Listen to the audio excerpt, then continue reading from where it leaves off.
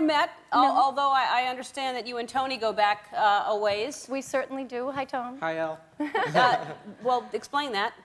How do we do that, Tony? Well, y'all were roommates, is that right? We were. For a time, we met in an acting class Uh-huh. many eons ago. Uh-huh. And Tony moved out to Los Angeles first. Uh-huh. And I needed a place to stay. Mm-hmm. And his couch looked very inviting. Uh-huh.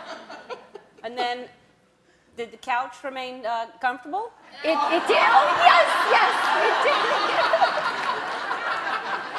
Well, he's not talking. I don't know what's going. I mean, so you were just you were roommates. Strictly, yes. Strictly He's like my brother. It's Uh-huh. like there's an ew factor there. I'm too close to him to think about him like that. Right. So, but you did make out once or twice, Never. right? Okay. No, but I do scrutinize all the women who come through the door. Really? Of course. All the women. He has a lot of women. I don't know about now, Ellen. Uh-huh. But back then, when he was a young man. Yeah, back when he was a young man. And then you moved out, and look at you now. You're not sleeping on couches anymore, are you? Well, occasionally, I guess, if you get a fight with the boyfriend, you sleep on the couch. Yeah, what about that? You met your boyfriend in a grocery store? I did. On purpose? I mean, like that. No.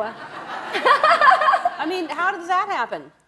It's really funny, too, because my bookkeeper sort of looks at my things and says, wow, you spend a lot of money at Whole Foods. Uh-huh. So I guess I am in the grocery store quite a bit. Uh-huh. But I was with my mutual friend who was visiting me from home, and she knew Where's him, home? Boston, and she knew him, and I got introduced to him, and I sort of didn't really pay any attention. Wait, but she had brought him to the grocery store? No.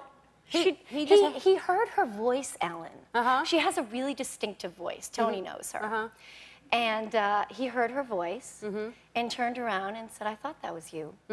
And they had known each other. He's from Boston also. So they had known each other from Boston. So they talked, and I sort of walked away. Oh, so it wasn't an immediate attraction? Not at all. Okay. You know. That's nice for him to hear now. But anyway. He knows it's all right. okay. So then what happens after that? You walk away. I saw him the next day, again in a parking lot. And it was sort of strange. And then we were really just friends for like 6 or 7 months. Yeah. So and now people take pictures of my grocery cart with their cell phones.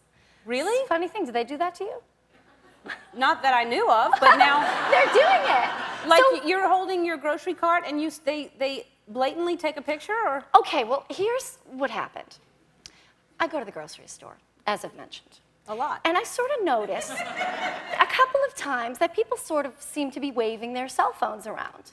And I thought, well, what is this new trend with people are waving their phones around? And then I realized they're taking pictures with the camera phone. But so it sounds like you're getting recognized more. That's a good thing because Grey's Anatomy is doing well, and it just got picked up again. So Yes. for next season. Congratulations on that. Thank you.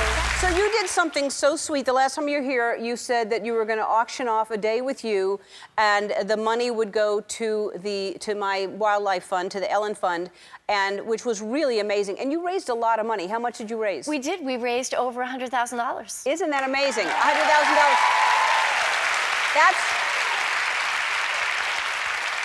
So that's what she did. She auctioned off a day with her to go have a picnic and go to a wildlife sanctuary, and it was $100,000. So where did you go?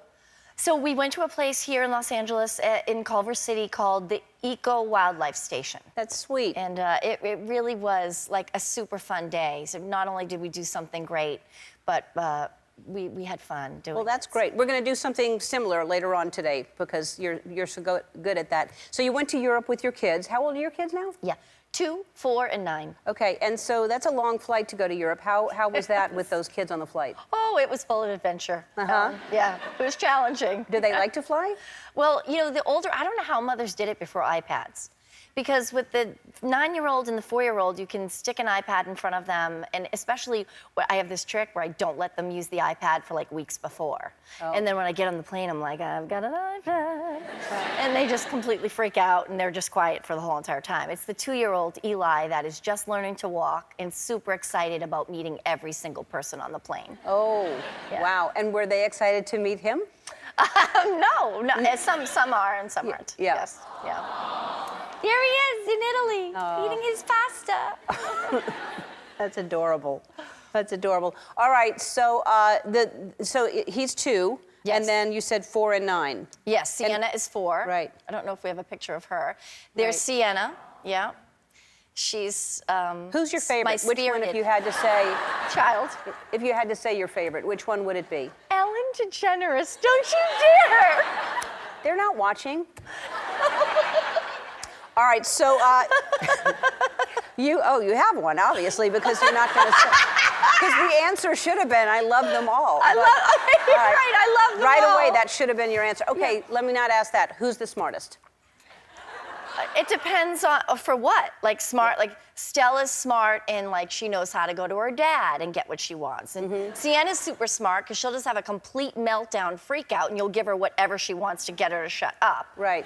And then Eli's super smart because he knows how to bat his eyes at you and you give him whatever he wants, even though he can't speak, so he can't really ask for anything. Right. So they just all sound manipulative. yeah, aren't all children? Yeah, That's all they are, is hungry, manipulative little creatures. Yes, yes. They're always hungry and they always want everything. Yeah, that's why I don't have them. Yeah.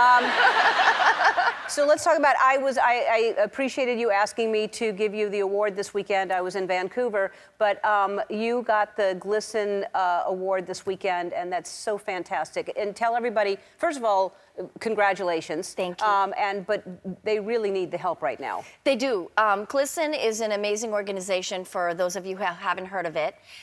They provide support for gay, lesbian, transgender teens in schools, specifically in the school environment. And a lot of the work that GLSEN does is on a local level. They work with the teachers in the schools, and they do a lot of research and they do a lot of polling.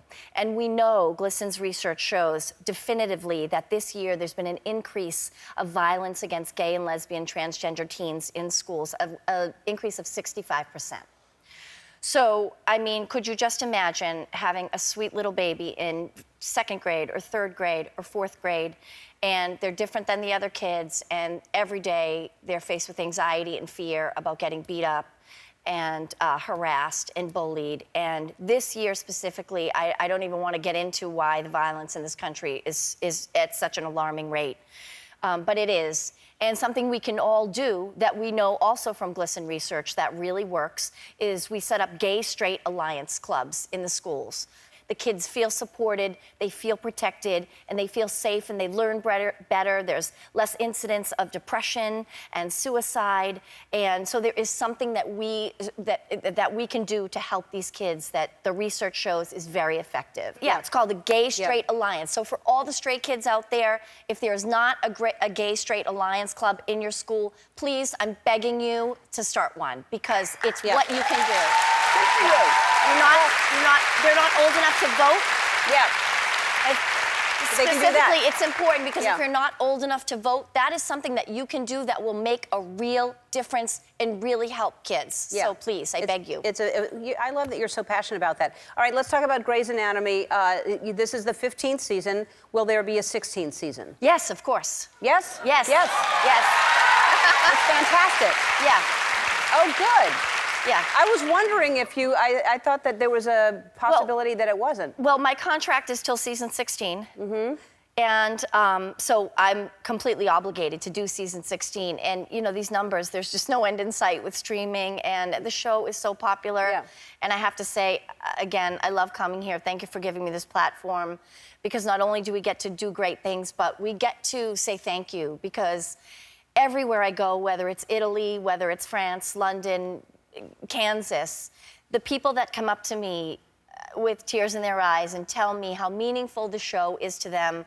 You know, the last episode that I directed, was the first episode I directed, actually.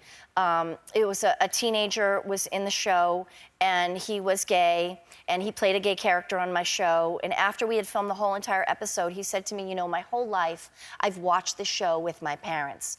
And I've sort of used the show as a way to tell my parents that I was gay. And to show my parents that it's okay, that I'm not different, there's nothing wrong with me. And Grey's really helped my parents to understand what having a gay son meant, and that it wasn't necessarily a bad thing. And for my parents to now see me as an actor getting a part on this show, you know, has just been everything. So I got to keep doing it, man, because, you know, we're touching lives and Yeah. making a difference. So, Yes. Yeah, you are. You are. It's fantastic.